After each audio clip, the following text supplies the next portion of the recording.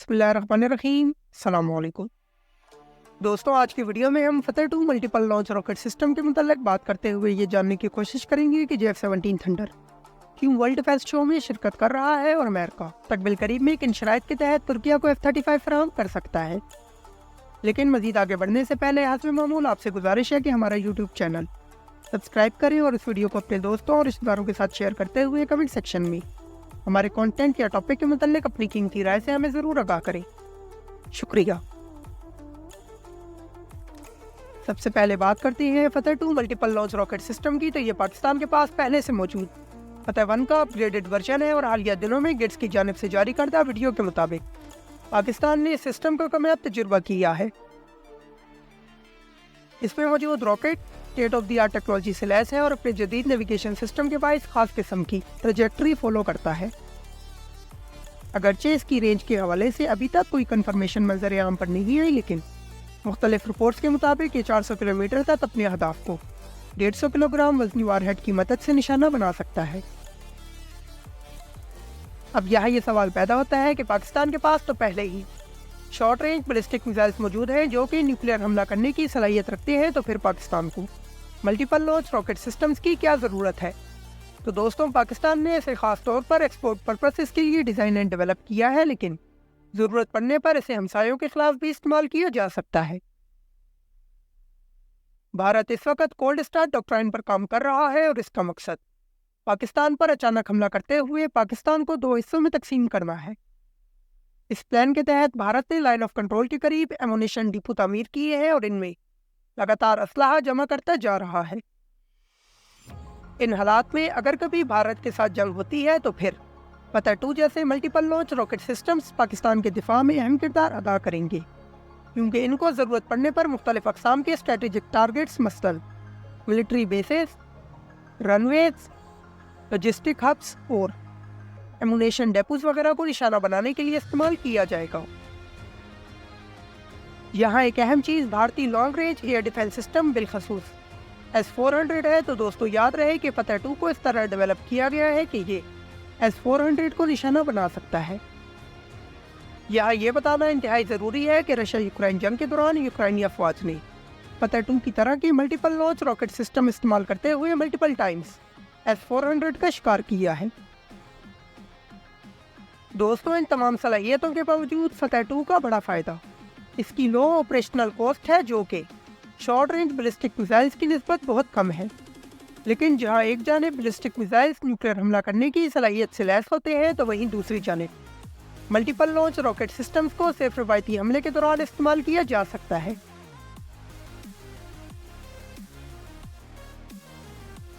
अब बात करते हैं JF-17 थंडर की। तो ये fighter jet world defence show में हिस्सा लेने के लिए सऊदीया पहुंच चुका है।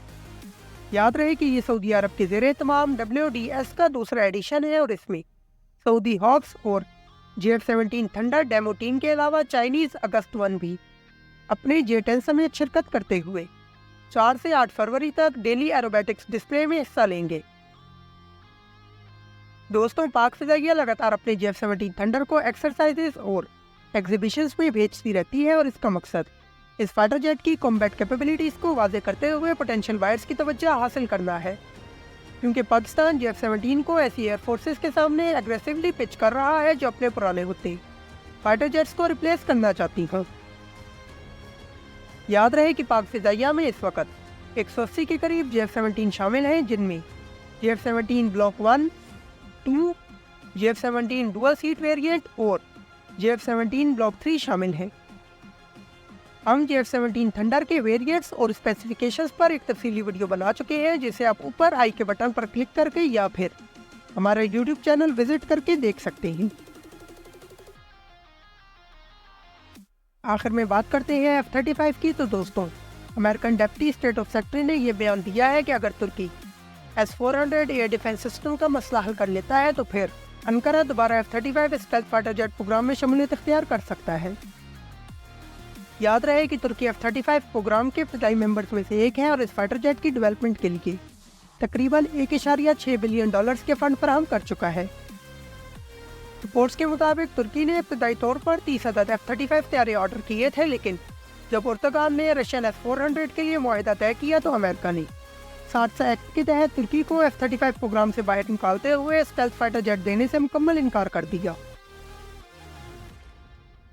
دوستو یاد رہے کہ حالیہ دنوں میں امریکہ اور ترکیہ کے درمیان F-16 بلاک 70 طیاروں کے حوالے سے ایک ڈیل سائن ہوئی ہے، اور امریکہ نے پرانے ہوتے ترکش بلاک 52 کو بھی اپ گریڈ کرنے کے لیے وی کٹس دینے کا اعلان کیا ہے۔ لیکن اب امریکہ چاہتا ہے کہ اگر ترکیہ S-400 کا ایشو ریزالو کرے، مطلب کہ اس ایئر ڈیفنس سسٹم کو ریٹائر کر دے، تو پھر امریکہ دوبارہ سے ترکیہ کو F-35 اسٹیلتھ فائٹر جیٹ دینے پر غور کر سکتا ہے۔ دوستو یہاں یہ بتانا انتہائی ضروری ہے کہ ترکیہ اس وقت انڈیجنس کان اسٹیلتھ فائٹر جیٹ ڈیولپ کر رہا ہے، اور اس کی پہلی پرواز عنقریب یعنی مارچ 2024 کے آخر تک متوقع ہے۔ ان حالات میں امریکہ کا یکدم ترکیہ کو دوبارہ F-35 کے لیے آفر دینا انتہائی حیران کن ہے، اور آنے والے دنوں میں یہ دیکھنا انتہائی دلچسپ ہوگا کہ کیا ترکیہ اپنے کان پروجیکٹ کو جاری رکھے گا یا پھر دوبارہ سے امریکن جیو پالیٹکس کا شکار بن جائے گا۔ دوستو یہاں یہ بتانا انتہائی ضروری ہے کہ پاکستان بھی ترکیہ اور آذربائیجان کے ساتھ کان پروجیکٹ کا حصہ ہے، اور اگر سب کچھ پلان کے مطابق چلتا رہا تو پھر مستقبل قریب میں یہ فائٹر جیٹ پاک فضائیہ میں بھی شامل کیا جائے گا۔ پاکستان زندہ باد، پاکستان آرمڈ فورسز پائندہ آباد۔